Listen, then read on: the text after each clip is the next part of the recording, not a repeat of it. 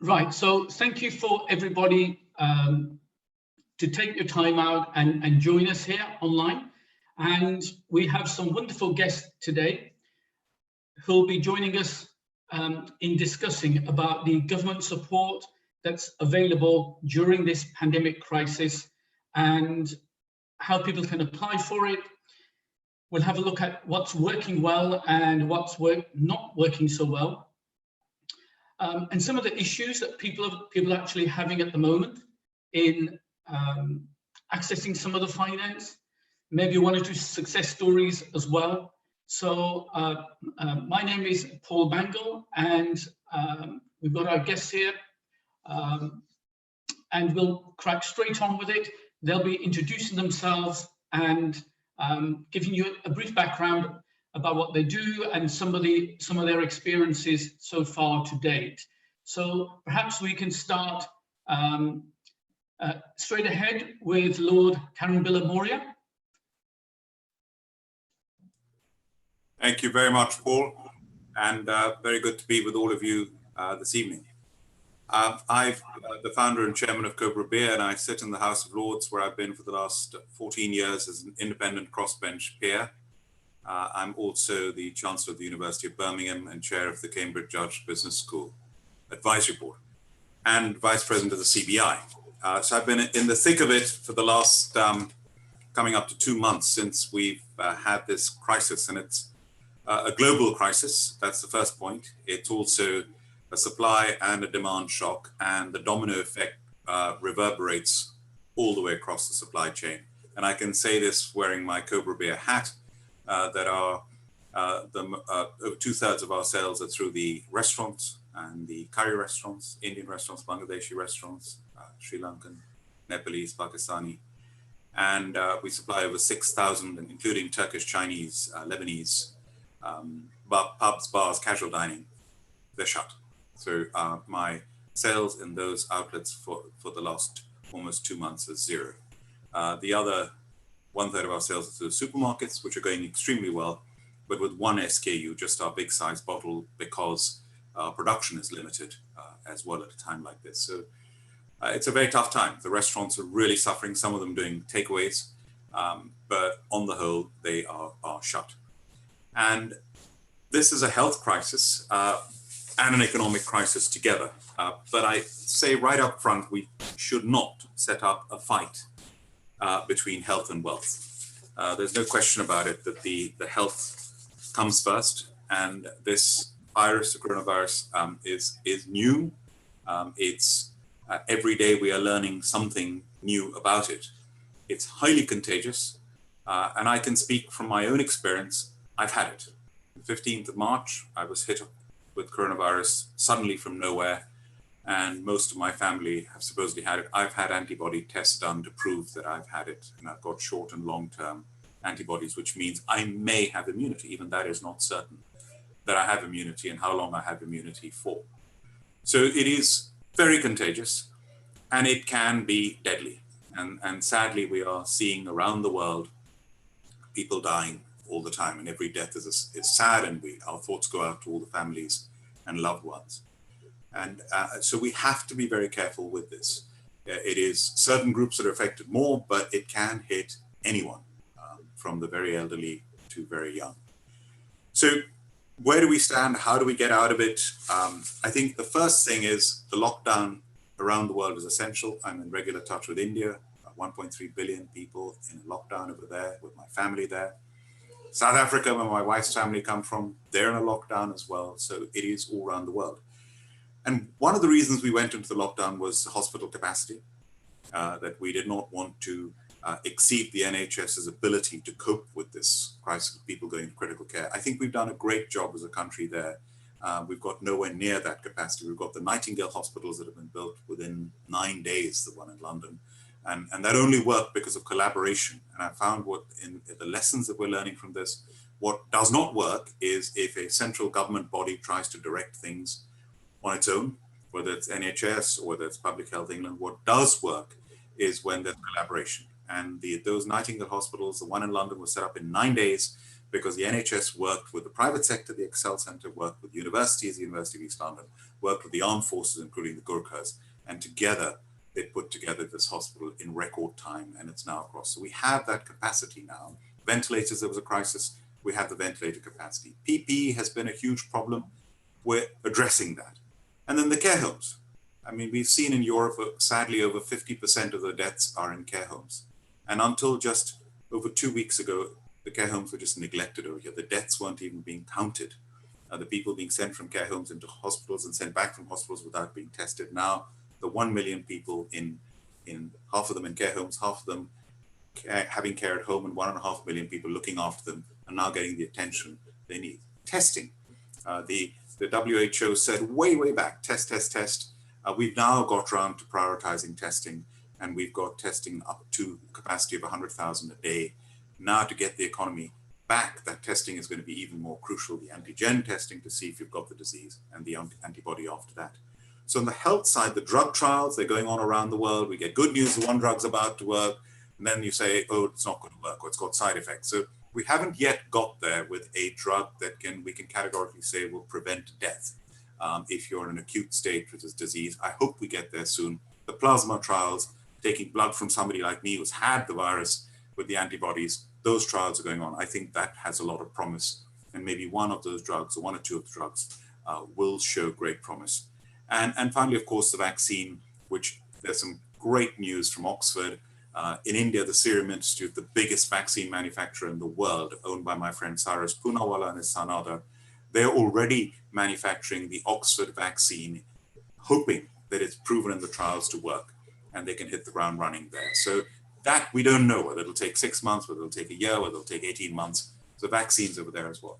And from a business point of view, I think the government over here, the Chancellor Rishi Sunak has been tremendous. And mid-March, the huge measures straight away. The Bank of England has been tremendous, reducing interest rates to 0.1%, the lowest in the history of the Bank of England since 1694. 200 billion pounds of quantitative easing straight away.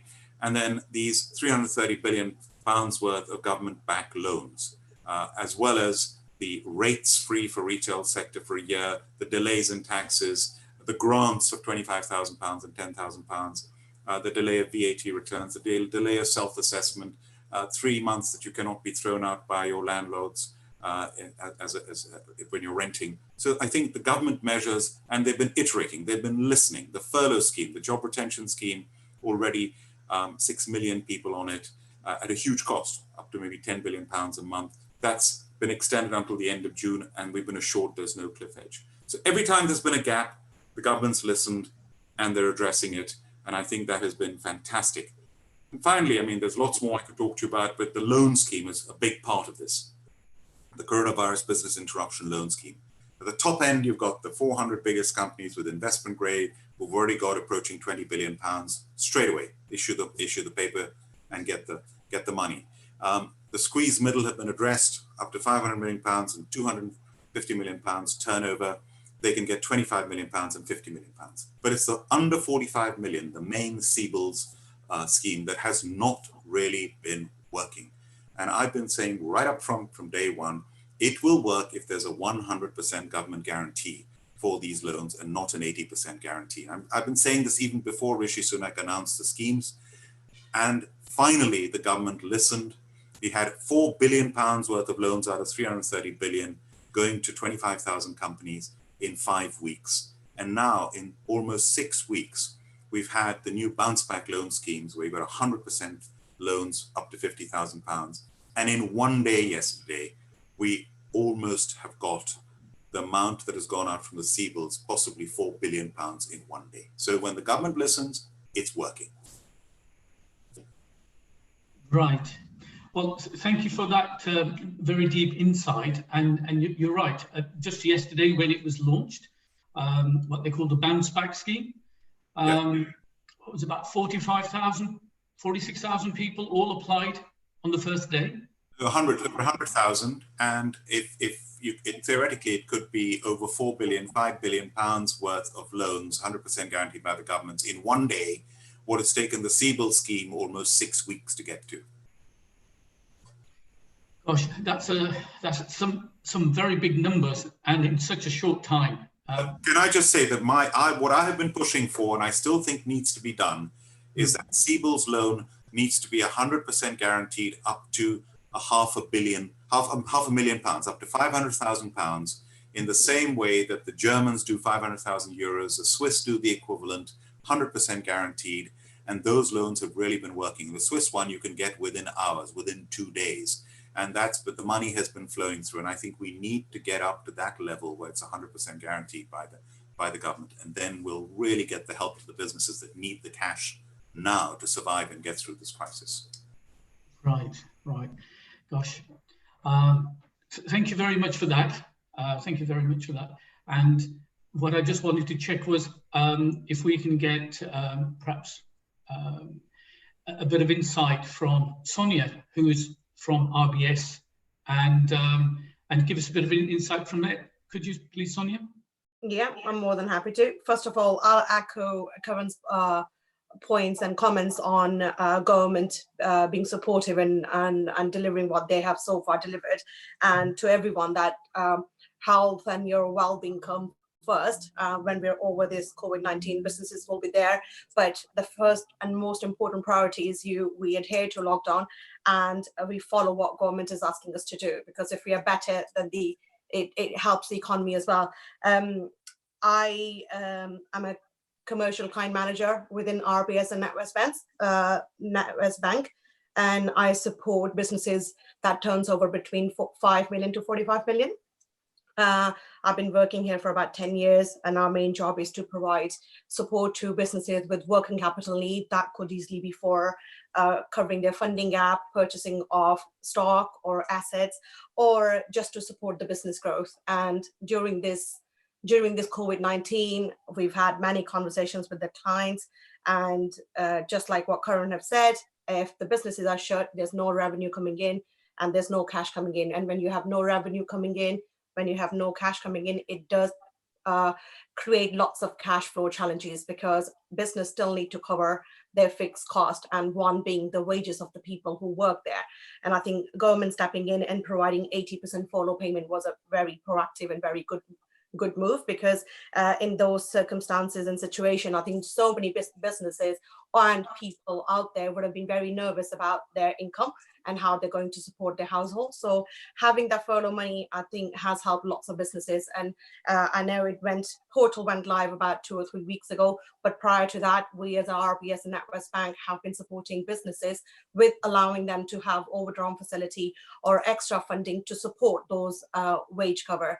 And I think with the currently key supply chain being the main people who are out working there, I've got a few clients that produce hand sanitizers.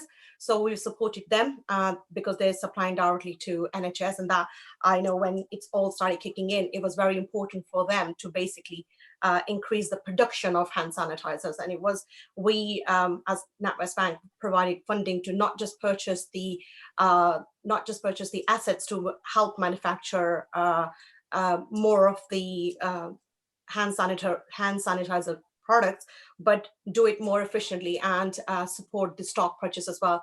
And same goes to the food industry as well. We've got lots of clients that supply food, and the demand is quite high at the moment, so we've been able to support that as well. And I think to the businesses, the only thing I would say is just make sure that you keep yourself up to date with government updates, because the very first thing that you should be listening to is that if government is providing that support, it's coming through the daily updates or daily conference calls that businesses or the government is doing on daily basis. That's key.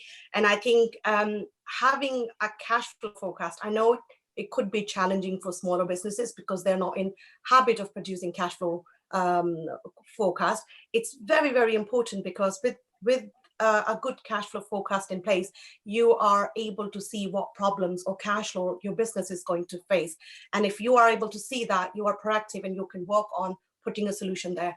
And if you have a solution, then you are in comfort zone, that knowing that cash flow of the business is looking good. I know in these times it's very difficult because people are having to apply for CBI loan. People are having to apply for the bounce back loan that just announced yesterday, which is a great support for smaller businesses. As Karan said as well, it's quick and it is easy. It doesn't have any repayment for first 12 months. You don't have to pay any interest for first 12 months. So it's just the money available to you to support your business and its cash flow need. The only thing I would add to that is when you have got that money, just be very wise with that. Pay what needs to be paid. Just look at your fixed cost and try to stay on top of it. Right. Yes, it's very important, as you say, trying to stay on top of it, and having to juggle so many things because you have to prioritize, and the problem is people are not aware what's around the corner at the moment. So yes, for some people they are struggling, quite a lot. I'd like to bring in Mark Brownridge, and what's your experience during the last few weeks, Mark, if you'd like to share that with us? Yeah, sure, happy to. So yeah, just a quick introduction. I'm Mark Brownridge. I'm Director General of the Enterprise Investment Scheme Association. So we do things essentially, we work with government and Treasury and FCA and HMRC and fun people like that, looking at the legislation of EIS and how it works and how it operates. Hopefully everyone watching knows what EIS is. It's a government-backed tax incentivized investment scheme that helps private investors invest into small early stage businesses. And most of those businesses these days probably have one of three determinants. They're tech focused, or they're growth focused, or they're innovation focused. So that's where the majority of EIS money goes these days. The other thing we do is work with entrepreneurs and fund managers to try and connect the two up. So anyone who's looking for money and anyone who has money, we try and act as a bit of a hub to try and introduce one to the other. So in terms of what we've been seeing over the last couple of months, to answer your question, we've seen kind of fundraising really fall off the side of a cliff in terms of equity fundraising. So normally this time of year, or certainly coming up to April, it's the end of the tax year, there's generally a bit of a Pareto's rule here, whereby 80% of all fundraising is done in the last 20% of the year. But our fund managers, we've got about 150 members, about 45 of those are fund managers who are generally raising at this time. They're telling us that fundraising is down anywhere between 60 and 80%. So of course, they're not raising as much as they'd hope to. If they've got a 5 million or a 10 million pound target, they're not raising 10, they're raising 3 or 4 or 5 or 6, for example. It has a massive domino effect on the companies themselves, because generally those fund managers will have 10 to 12 companies lined up to deploy money into as soon as kind of tax year ticks over. But it has to go back to those companies saying, look, sorry, that 10 or 12 is now 6 or 7. Or even to those 6 or 7 will say, you know what, we're going to give you 100,000. Now we're going to cut that back to 30 or 40. So they're having to cut allocations very quickly and very sharply. So it just had a massive kind of domino effect, as Karan was mentioning there, onto companies themselves, because we've also done a survey over the last couple of months to survey about 250 companies that were looking to fundraise at this time.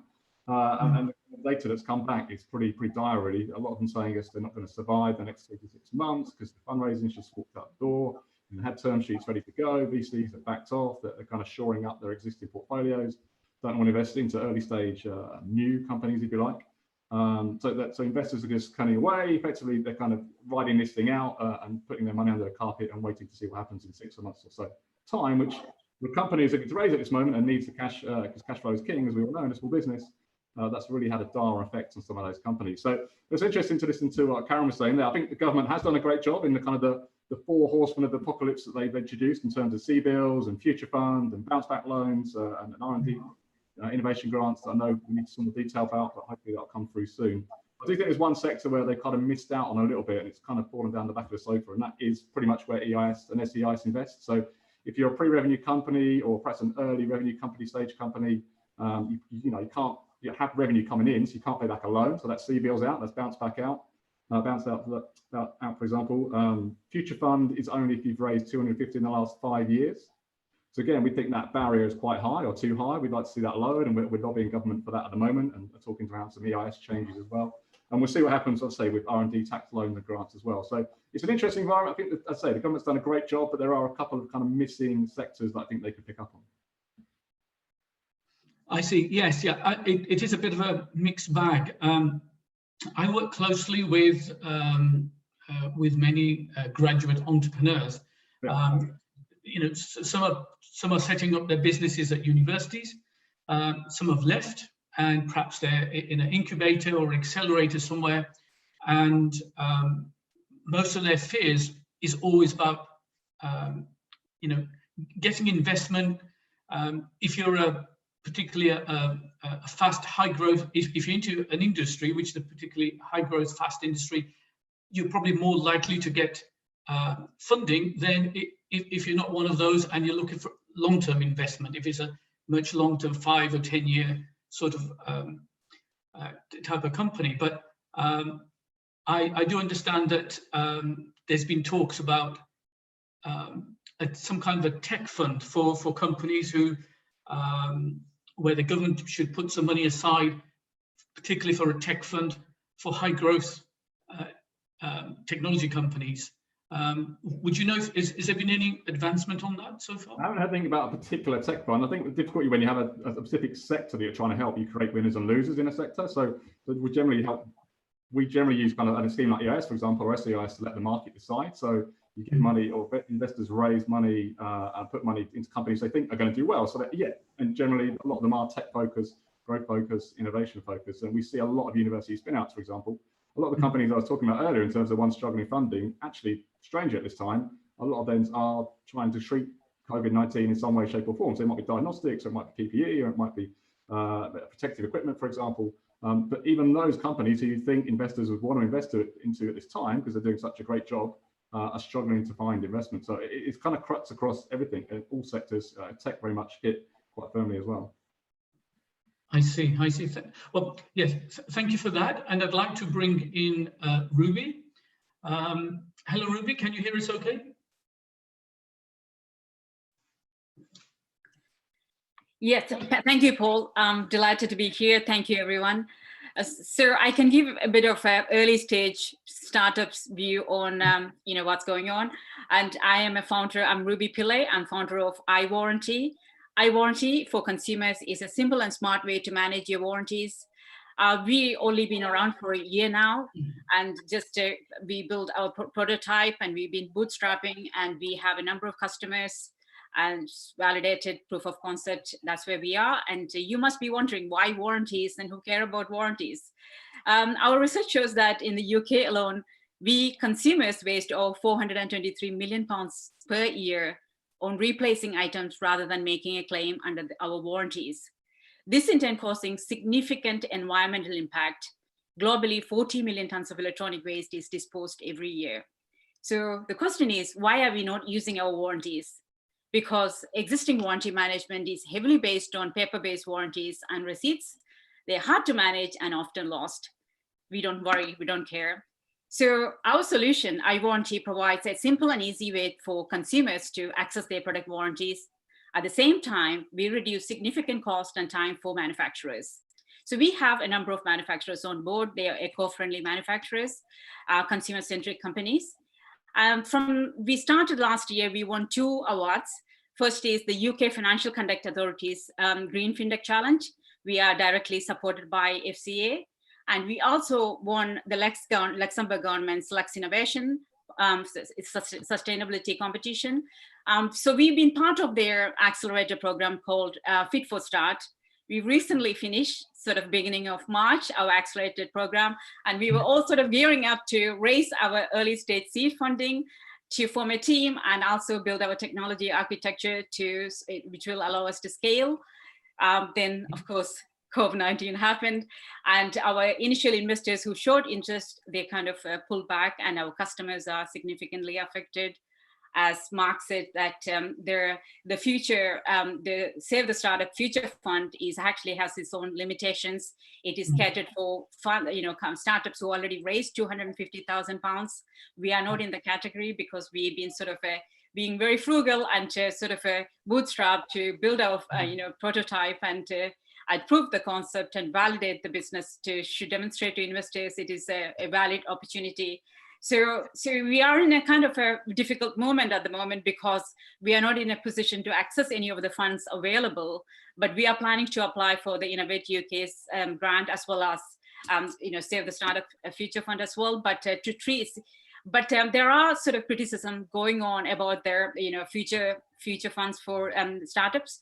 The reason being because they are not EAS or SAYS qualified investment, because I'm not probably, I think Mark is in a position to answer that, because that will discourage UK investors to put money into an early stage startup like ours. So probably if it is not, I think it'll be really important for us to have that sort of a flexibility.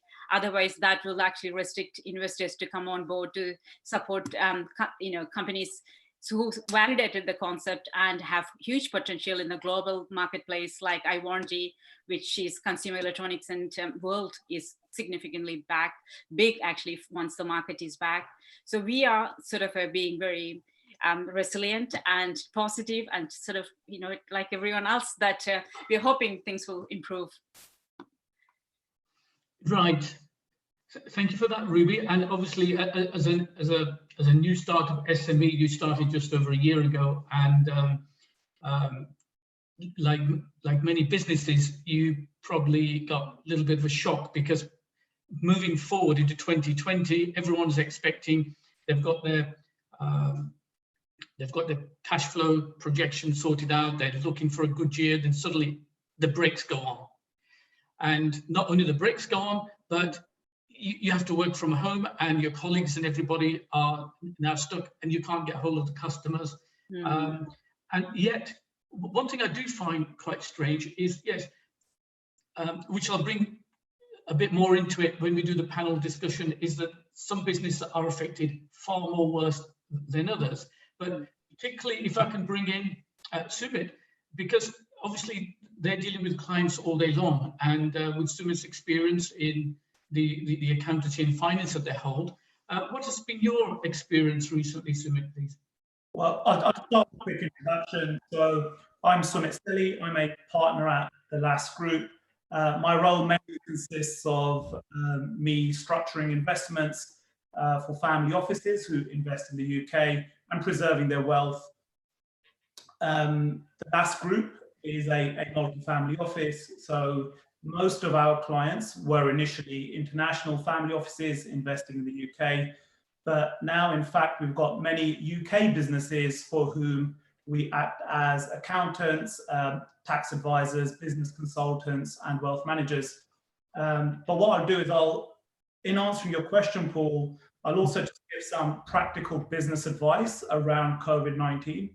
So I've broken it down into 3 points. So firstly, you just have to be really quick to adapt. There has to be a focus on cash management, which is exactly what Sonia said earlier as well. Many businesses may not be used to cash flow modeling. That is key right now. And communication. Communication, I've been saying to all of our clients, comms is probably the most important thing right now. Now, we've all been forced to adapt. We're on lockdown, 6 weeks into lockdown. It's tough, it's disruptive. But the technology nowadays allows us to still live our lives, still do our work in most cases. I mean, had a pandemic hit us 10 years ago, when this level of technology was not here, the economic hit, the hit on businesses, on us as individuals, would have been far greater. And right now, working from home is seamless with Zoom, Microsoft Teams, and we all use the same technology, I guess. And I think businesses which can adapt quickly will get through this pandemic without taking much of a hit, or no hit at all. In fact, what we'll see is it's an opportunity for some industries to really just evolve and advance in the way they operate. And we'll see that as we come out of COVID-19 and the post-COVID-19 world, we'll start to see new businesses emerge because we have to, we're forced to. In fact, give an example of one of our clients who we've been helping, or we helped since COVID-19 hit. So there are a bunch of several restaurant chains, several restaurants in the West End in London. So as soon as COVID-19 hit, we sat down with the board. First things first, assess the key risks. Secondly, look at their cash flow models, adapt their cash flow models, stress test their cash flow models. And then we've got a CBILS application in. And a lot of the CBILS applications, one of the reasons that I think they're failing, but Sonia can say, I think Sonia touched on this earlier, is because of cash flow modeling. right? So we really honed down onto the cash flow models, made sure we got them right, took our time, and this client was successful in getting a CBILS loan. And then thirdly, communication. So I could not stress that enough to the directors. Get on the phone, call your landlords, call the council, email the council, speak to your employees, have those conversations with your employees, key suppliers, get on the phone to your key suppliers. And then let's think about how we're going to adapt, right? So immediately within 2 days, they had a delivery system set up. They were already doing deliveries at a very low scale, but they scaled that up quicker. Their focus went on to deliveries. They're now, even today, still adapting for the post-COVID world. So I was speaking to them just yesterday, and what they're doing is they're now bringing booths into their restaurants. So there's a bit more social distancing. They're setting up private dining rooms in their restaurants, which historically they never had. So they are adapting. And this also ties in with what Mark was saying earlier. Now the new tech startups are adapting as well. They're looking at COVID. How can we help here? Let's adapt. That is what the problem is today. And I think one area which is important, actually, mental health business is quite key here, because I think that is something which is very easily overlooked because everyone's focused on fixing the business. But what we all need to remember is that businesses are built on people and they're run by people. So keeping your team mentally healthy is very important. That's probably the most important thing in all of this. So communication with your team, I'd also put that really high up on your priority list. So when you're locked down for a week or two, it's quite doable. In fact, it's quite enjoyable to have a break, especially if you work in the city, you're doing long hours, spending some time at home with the family, not having to commute in. It's not bad for a week or two. But now when you're hitting week 5, week 6, week 7, it can be quite distressing for some people. So that support has to be there. And I think for employers, for team leaders, it's important to provide that support, but also show that you're there to give that support to your team. I think they'll really appreciate that, and it will keep everyone on the same page, just plowing on. At last, we insist on daily calls where we can see each other. So Microsoft Teams or Zoom, we want to see each other. We want to speak to each other. We want that human interaction. And in fact, what we're finding now is we're getting to know each other better now than we were when we were all sitting next to each other in the office. So it's actually worked to our favor.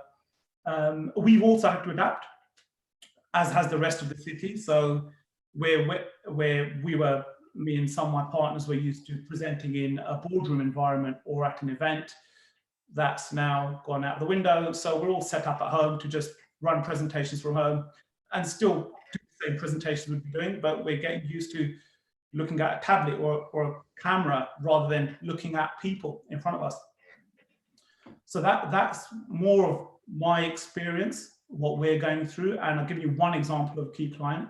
There is a lot to do with the economic policies that have come out and the practical implementations of the economic policies that the Chancellor announced, because the theory sounded great, but the practical implementation did take a bit of time. But I think we're there now, and what Lord Bilimoria said was spot on. The CBILS was difficult, but now the bounce back loans, which started yesterday, they've really been taken up. The furlough scheme as well. Yes, there has been improvements in the last few days, which has been great.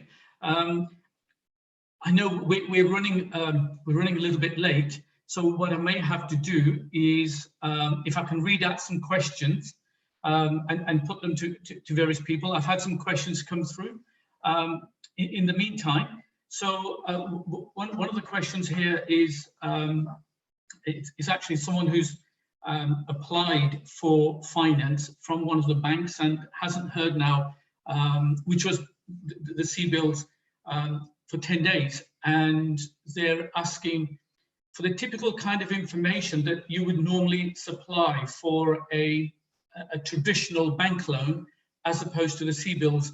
And I'm just wondering whether, Sonia, maybe you could help out on that, because there'll be various people who'd want to apply, luckily now we've got this 100% guarantee rather than the 80%. But is there something particular the banks are looking for? Because if businesses, I mean, when you're locked down, you may not have all the records here. You've got to try and, I mean, some of the stuff may be locked up in the offices. Is there something specific that would help them rather than having lots and lots of documents being provided to the banks, which people can't provide at the moment? See, with the loans that we are currently supplying on, such as CBIL, one of the main thing for any loan we would like to see is the latest management accounts along with the audited accounts. And due to the COVID situation, I think we're looking for business plan as well. We're also looking for why you need the loan and what the money would be used for. And if you go into the government.com website, the requirements are stated there as well, because it's not just about approving the loan, it's about making sure a business can afford to repay that in future when things gets better. And I think for some of the businesses, I understand and appreciate not all the businesses will have MI, management accounts, especially the smaller businesses, because they're not used to having management accounts. They rely on audited accounts to be supplied and then taking it from that point of view. So if it's a small business, then I would urge to apply for the bounce back loan, because for that, it's literally a very simple process. You just go online, provide all the information, and it's approved within 2 days. And CBIL, I mean, I can't speak for any other bank, but I can speak for NatWest and RBS, because I think we're the first bank to basically complete 80% of our CBIL applications and approving them and providing the funding to business.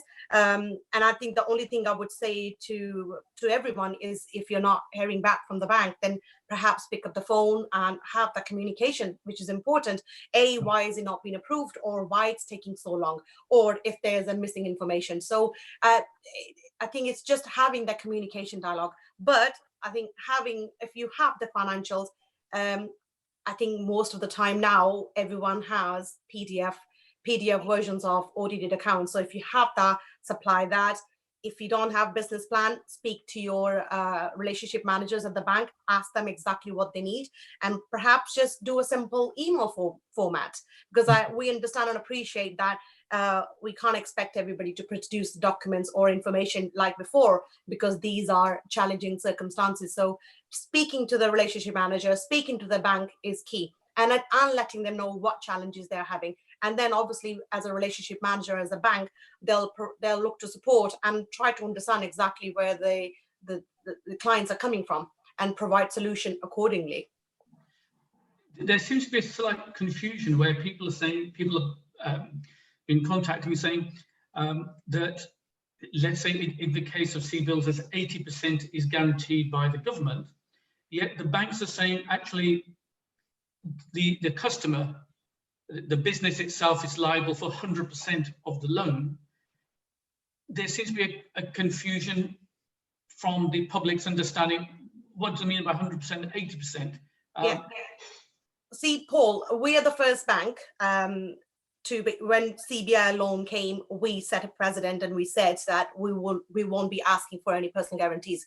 So we supplied the loans without asking for personal guarantees. And I think any support the government was providing, I think that was backing the loan. We didn't question if it was 80% or 20%. And I'm aware that other banks were asking for personal guarantees, but I think when they hear about NatWest not asking for any personal guarantees to support CBI loans, I believe they followed the same way. So I can't speak for every bank. We're not asking for personal guarantees for CBI loans. And I think if your bank is asking for that, then I think, again, they need to pick up the phone and confirm that with them. I think Can I just interrupt there? Now they changed this. The rule is you cannot ask for a personal guarantee for loans below £250,000. No bank under the CBIL scheme can ask for personal guarantee. And also, the only exposure is the 20%. That's the maximum exposure as well. So, yeah. So right. So it's difficult for me to answer for the other banks, but as for NatWest, I think when we started doing it, we weren't asking for personal guarantees.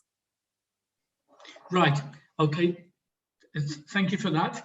I have a question, which is that was from London. I have a question from Birmingham. One of the guys is just asking that, and this may be a good question for Karan Bilimoria. They're asking, do you believe more power should be given to the regional authorities, such as the West Midlands, Manchester, etc., so that they can actually budget for themselves as opposed to being centralised from London? I mean, that's a general question. You could say overall, should more power be devolved to the regions in normal times, let alone now? And I think we've got a system here which isn't quite a federal system that we have, for example, in a country like India or the United States of America, but we have devolved nations. You know, we have Scotland, Wales, Northern Ireland, you know, the United Kingdom. But we also have the regions. So, you know, the West Midlands, for example, where Birmingham's concerned, it's pretty devolved.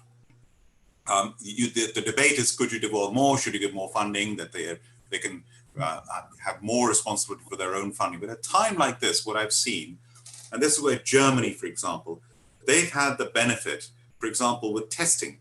With the testing, we were controlling it through Public Health England. And it's only when Public Health England, I mean, there was a lot of people like me, again, right off the bat, I was saying, test, as the WHO said, we need to have the testing capability. Now, finally, the government listened and they've let go, so that it's now not just Public Health England, it's all our pharmaceutical companies, which are some of the best in the world, with our laboratories, with our research centers, with our universities, all working together now to deliver the testing, and including the armed forces coming and helping out, that we've reached the target of 100,000 tests in a day by the end of April. So that, and then it's out in the regions, right throughout the regions. So that's the only way to make things happen at speed and deliver. And that testing, by the way, when I got the illness on the 15th of March, I couldn't get tested, but I was shocked to hear that not even the NHS nurses and doctors could get tested, only the patients in hospital. I mean, that is, you know, care home residents being sent to hospital and not being tested. Now we have that testing capability that everyone can get tested. Even people going into work now can ask to be tested. And if we have widespread testing, that's going to be one of the key enablers for us to get the economy back up and running, and also to give people the confidence to go back to work, and to have regular testing followed by the tracing as well. The contact tracing combined with testing is what's going to help us get through this. I see. Thank you for that. I just wanted a question to Sumit, actually, because obviously he's dealing with a lot of daily sort of businesses. The people that are not in hospitality and retail, there's a lot of concerns that particularly those that are in buildings and you know, expensive city centre buildings, etc., where rents are very high, business rates are very high, then they don't seem to be getting any reprieve from business rates, from their landlords, because they're private landlords, etc. What sort of advice could you sort of give them? Because if you're not in retail and hospitality, obviously at the moment they're getting priority for that, but there are so many other businesses where the offices are empty and there's no customers coming in. What sort of advice could you give to those kind of people on approaching their landlords or the city councils on business rates?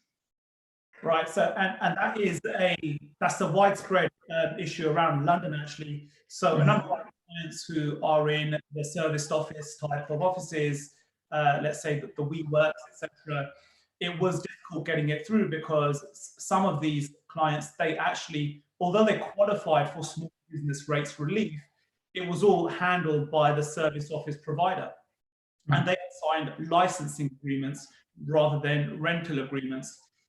So the councils have now sorted that out. So it took a while, but we're now seeing those grants being issued and being provided.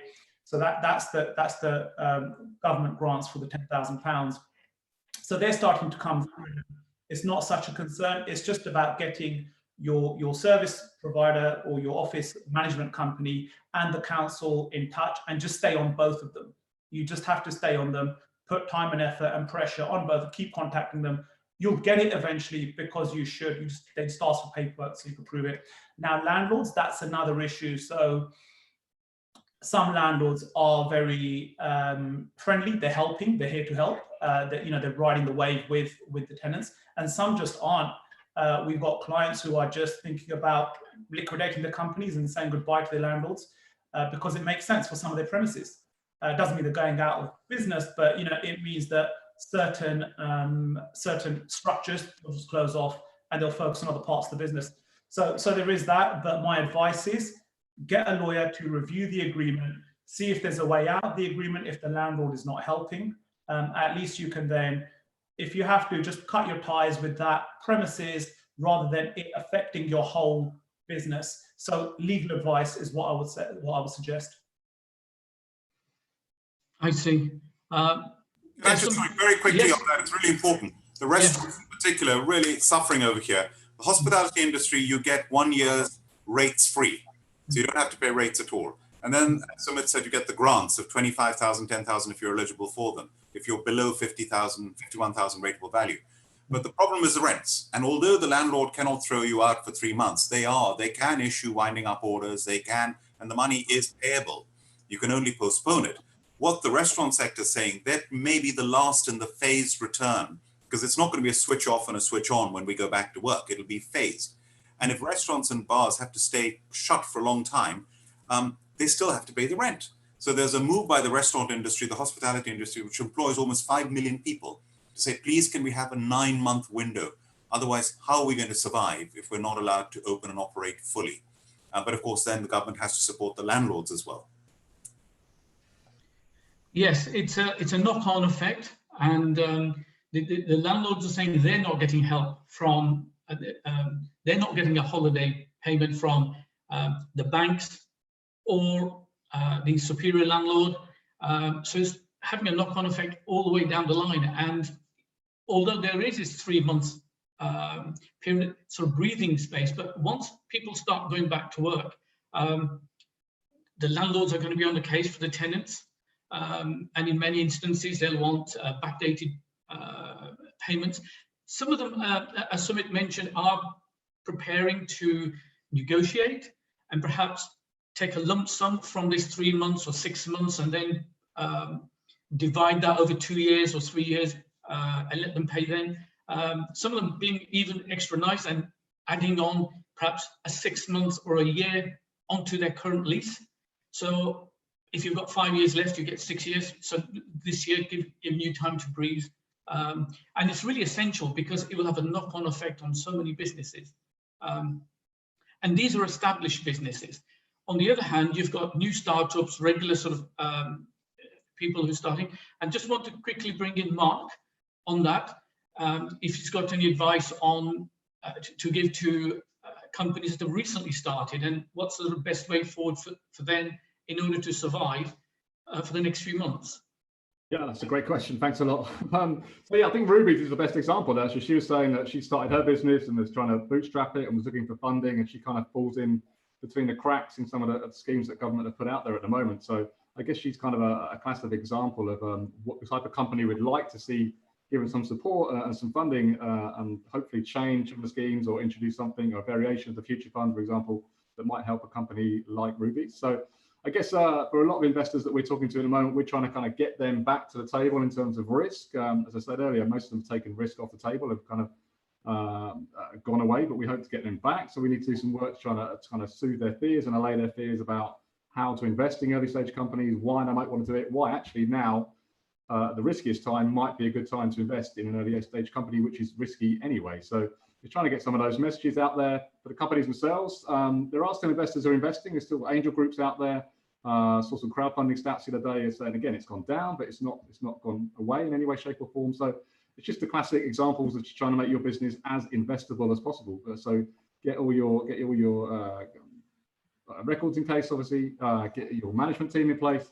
Most businesses live and die by the quality and standard of the people in the business themselves. So whether that's the management team or if it's non-executive directors or people helping and supporting that business, most investors, that's kind of their number one determinant if they're going to invest in a business. So if you can get all those kind of building blocks in place, then you're going to put yourself certainly at the head of the queue when the investing taps turn back on again. I see. Well, obviously, I don't think this topic is going to go away very quickly because with the lockdown still on and slow easing of going back to work, it looks like people will be working from home for quite a bit of time, those that don't need to go into the workplace. And there's a possibility that many people will end up working from home, as there is a lot of talk from some of the large organizations. Do you really need 1,000 people sitting around, in an office working when they've been forced to work from home and things are working very well in some cases? So just as a last point, I know some of the guests have got other commitments, and it's just come to 7 o'clock, which we said we would finish. But just as a last point, I just wanted to ask Bilimoria on the fact that as easing starts and people start to go back to work, the kind of impact he believes it will have on companies with such large spaces in Canary Wharf, in Birmingham City Centre, Manchester. Does he see a big shake-up of some industries now that many people are starting to work from home? I think what this has shown us is how adaptable, to Sumit's point, we have to be adaptable. There's a mantra in my business journey. I say you adapt or die at different times in your journey. And this is a situation where we adapted so quickly. I mean, the head of Microsoft said literally in 2 months, we've leapfrogged what would normally take years to adapt to what we're doing right now on this call now. And I think looking ahead, there's no question about it. There's a sense of dislocation, anxiety, uncertainty, ambiguity, and pressure. We all feel that now. And now we're getting into the mind frame. On Sunday, we're going to get the announcement from the Prime Minister of how we're going to start easing our way. In the CBI, we've said there are 3 phases to this. One is restart the economy. The next thing is you have a revival phase, and then you have a renewal phase. And we're going to go through those 3 phases. And I just to summarize, there shouldn't be this fight between health and wealth. The health comes first. That curve's got to come down. The hospital admissions have got to come down. The infections got to come down. And the deaths have got to come right down. And then we can build confidence together. We can have a phased opening. We can have a flexible framework. And the most important thing is, can we build back better than and looking at it optimistically? And if I may just make a concluding remark. Sumit mentioned his 3 things to get through this. Well, a professor of mine from Harvard Business School, who was also a London Business School dean, he said there's 7 C's to leading through a crisis. 1, calm, confidence, communicate, collaborate, community, compassion, and cash. Great. Thank you very much for that. And just before we go, any last words from yourself, Sonia? The one thing I would like to say, I think especially for commercial businesses, when we are out of this COVID-19, lots of businesses will be suffering, or some of the businesses may not be able to survive this. If you have a trade insurance facility, I think your debts are protected, and even if the businesses goes into administration, you will get the money back. If you don't have that, I think it's a time to consider a trade insurance facility, because you're protecting your debt and you're protecting your cash flow, and it just makes your cash flow stronger. And just keep following the guidelines and lockdown, and stay safe. Thank you. And how about Ruby? Any last words from you, Ruby, as a bit of advice for other SMEs? No, I would say adapt and be resilient and very positive, and I'm sure that we will get through this just like everyone else, and learn from all the mature businesses. And as Lord Bilimoria mentioned, that we have to follow that 7 C's, and so it's I think compassion and love and everything come first before we look for cash and for other opportunities. So we are in it together. So. Yeah, we're all in it together. Yes, really? Indeed. That's right. And how about yourself, Mark? Any final words from yourself? I just want to finish on an optimistic note, really, because the one thing I know about startups and scale-up businesses is they're small, they're nimble, they can move quickly. So they're the best companies at this time of a crisis, really, because they can pivot, they can change.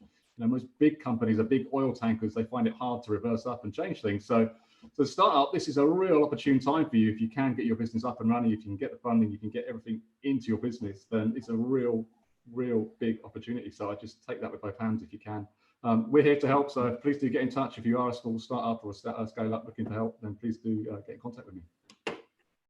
Great, yes, some encouraging words. And finally from yourself, Sumit? Well, actually, I think Lord Bilimoria summed it up quite nicely there. Yeah, key thing from me is adaptability. I mean, we're going to be going back to a new world post-COVID. It's not going to be like the world we were in 2 months ago. It won't be like that for a while. So adapt to the new world. Let's see what it's like. Embrace the change. The more you can adapt, the more successful you'll be, the less losses you'll take. So again, adaptability, really be able to adapt. I mean, me and Lord Bilimoria, no doubt, when we're used to meeting at award ceremonies with black tie events, I guess we won't be seeing each other for a while at any black tie, maybe for a couple of years. You know, who knows? Let's see how things work. So we have to get used to adapting and speaking virtually. Much sooner than that, I hope. I hope so. I hope so. Yes, I think it's so unusual to see things moving so rapidly. You know, whether it's things from the government support or things progressing with the NHS, the military coming in to help. Everything is moving at a phenomenal speed, which we're not used to. And I'm just wondering, I mean, today is the 5th of May. I think perhaps in a couple of weeks, I think we're probably due for perhaps do another similar kind of webinar, and this time bring some business people on just to get their sort of feedback that from some of the advice they've taken today, how it's impacted their business 2 weeks down the line. Now, normally 2 weeks is a very short time, but in these unprecedented times, 2 weeks is quite long. You know, anything can happen. So with that, I'd like to thank Sonia, Ruby, Karan, Bilimoria, Mark and Sumit for joining me this evening and giving up your time and providing your sort of expertise and help to many of the people out there who are, some of them are sort of desperate to hear some words of encouragement as well as advice so they can keep their businesses afloat. So with that, I'd like to thank you all and also thank the audience who've been watching today. And there is an option to send an email and other questions which we can get back to you if we haven't been able to answer today. So thank you and for joining, and please enjoy the rest of your evening and stay safe. Thank you very much, Paul. Thank you. Thank you very much. Thank you very much. Thank you.